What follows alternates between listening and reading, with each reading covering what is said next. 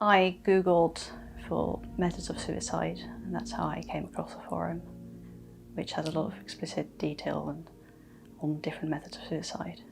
I had the overriding feeling that Tom had no chance. He found a community of people online who were looking to harm him from day one, but they were disguising themselves as people who were like him and people who would help him. He effectively broadcasts his own death. We then found out that Aimee had taken a poison that she was able to learn about and learn this method of suicide, and that was how she came to die.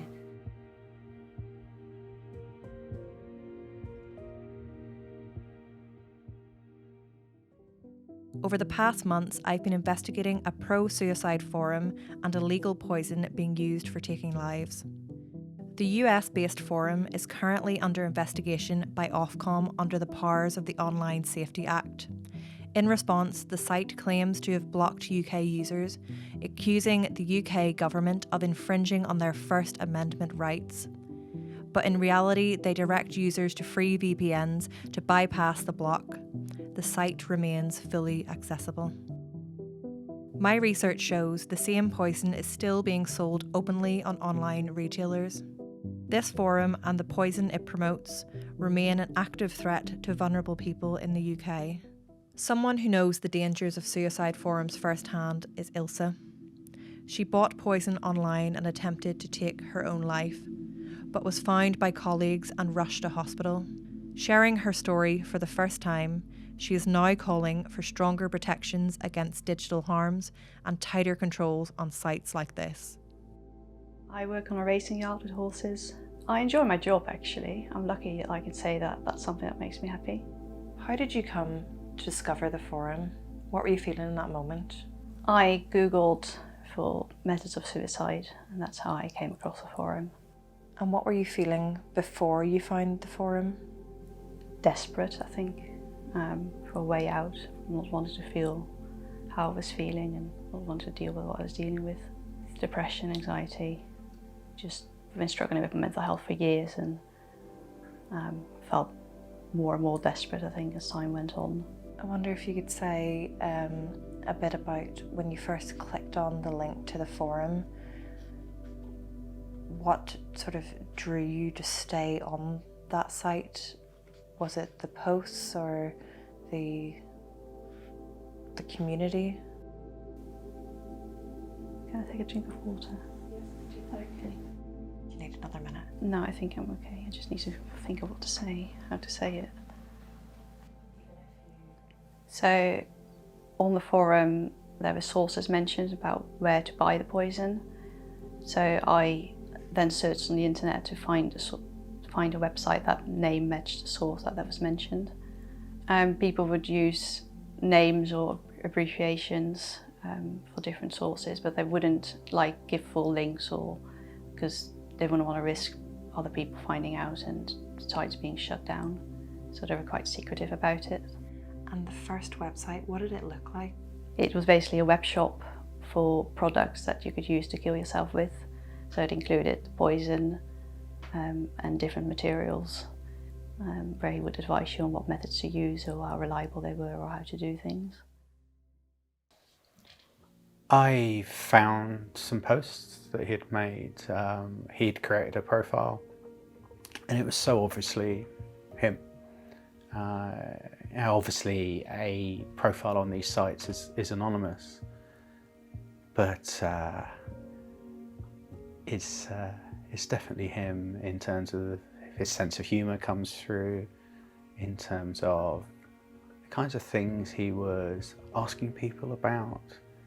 Really the kind of things that I would have expected him to be talking about when he was looking to take his own life. And then finally, he effectively broadcasts his own death, and there's a time and a date, and it matches perfectly when we know Tom died. So yeah, there's no doubt that was him. In September 2023, Pete's daughter Hannah died after ingesting the poison. She had long struggled with her mental health. Pete believes inconsistent care from services meant his daughter's well-being slipped through the cracks. You wouldn't know by looking at her that she was struggling with her mental health there? I think that was the thing with Hannah, to be fair. I mean, sometimes you could tell. So, for example, you could never talk to her about anything difficult. She would just shut you down. Don't talk about it. And you knew you could not get any further with that conversation. Did you ever go on the forum? No. I mean, what would I gain from it? You know, even if I could find Hannah's account, maybe there's messages there that I'd find very distressing. I've tried to get a balance between, you know, trying to sort of like make inquiries here and there and also at the same time trying to live a life. I feel like you could almost end up this consuming your life, going on the forum, seeing what's going on. I think it would be, just too much, I think.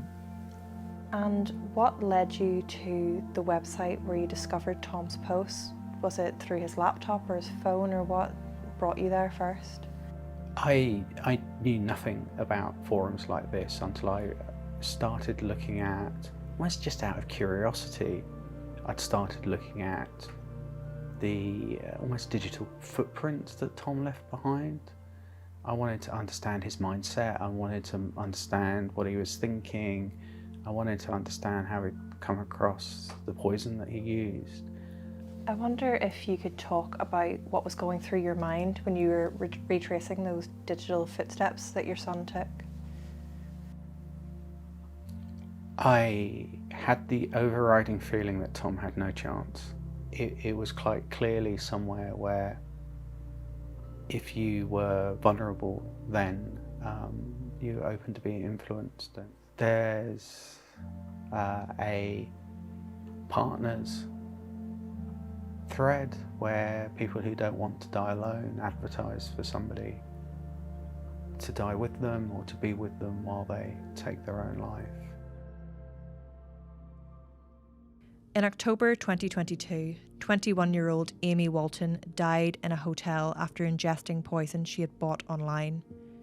Her mother, Oslem, and her sister, Adele, are still seeking answers after discovering she had met a man on a suicide forum who travelled from the United States to the UK, spending 11 days with her in the hotel before her death. Were there any signs that she had begun exploring dark parts of the internet? She would tell me very little, but I could see that she was spending more and more time online on her phone, like most people were at the time, I think. But what we didn't realise until last year of her life was that, like you said, the dark web, darker side of the internet. To be honest with you, until we lost Aimee, we didn't know much about that side of the internet either. Were the police able to tell you what her last days were like in that hotel? Aimee really valued her personal space and privacy, so for her to be in a room with a stranger that she had only interacted with online was really out of character for her. But also we were told by the police and shown notes that Aimee had been writing around the room. She had left about, I would say, hundreds of notes, scribbles, scrawlings, drawings, all that sounded really angry, really upset, like she was really distressed, like she was crying out for help. And some of them directed towards the American man, saying things like, "Why won't you give me a pen? I need a pen, I need to write." Basically, we felt that she had been isolated, and I think she felt like she was being kept there and like she couldn't leave in that situation, and she didn't know how to get help. We don't know if Hannah was encouraged to take her own life. We don't know how Hannah found out about this poison. We don't know whether she was involved in any suicide forums, and it leaves a missing gap in our understanding of her passing. And what did she do on the day of taking the poison? Do you know what that day looked like for her? It was a very normal day. She went out with Milo in the morning, her care coordinator came round, and Hannah wouldn't really engage with the care coordinator, but she would come. She came and she would sort of see how things were going. But yeah, as far as I was aware, from what the note said, the morning was pretty routine. So how long was it from her receiving the poison to her taking it? So she received it, we believe, from the FedEx records at 2:05, and within half an hour she'd taken it.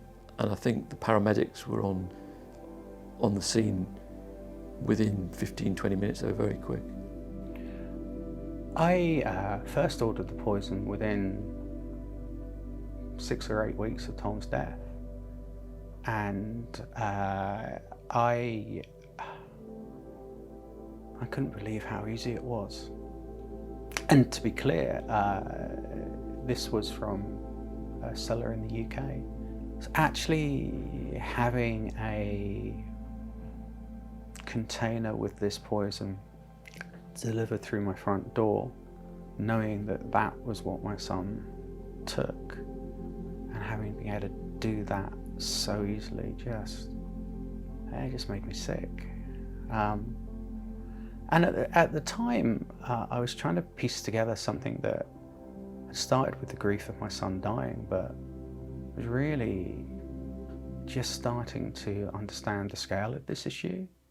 So I purchased it at the end of December, and I took it at the end of January. Tell me about the day that you took the poison. What made you decide to take it? What were you doing? I went to work in the morning as normal, and then in the afternoon I was feeling worse than I had been, and decided that I was going to go through with it that afternoon.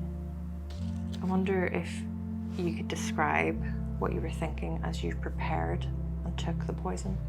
I remember feeling confused because although initially I felt a sense of calm and that was going to be it, and I felt sort of at peace with it, then doubt started setting in, and I wasn't quite sure that this was really what I wanted to do. And did you want to die in that moment?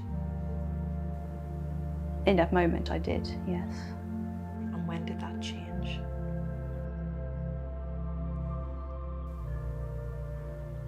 I think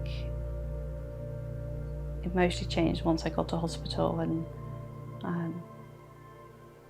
I started feeling scared and wasn't quite sure whether I would really want to go through with this. And I then had a doctor tell me that I might not make it, and that was hard. You've said that you felt survivor's guilt. I wonder if you could talk me through that.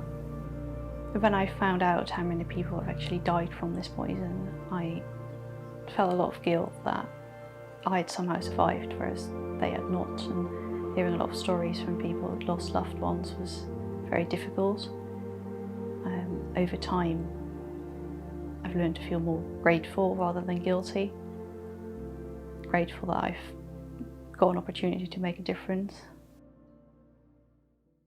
The Molly Rose Foundation has united the families of Tom, Hannah and Amy, along with survivor Ilse, to campaign for a safer digital world and highlight the dangers of suicide forums and online access to poison. They know all too well the devastation these platforms can cause. In the next episode, we hear from the bereaved families and Ilse as they urge the government to introduce stronger laws to protect the most vulnerable.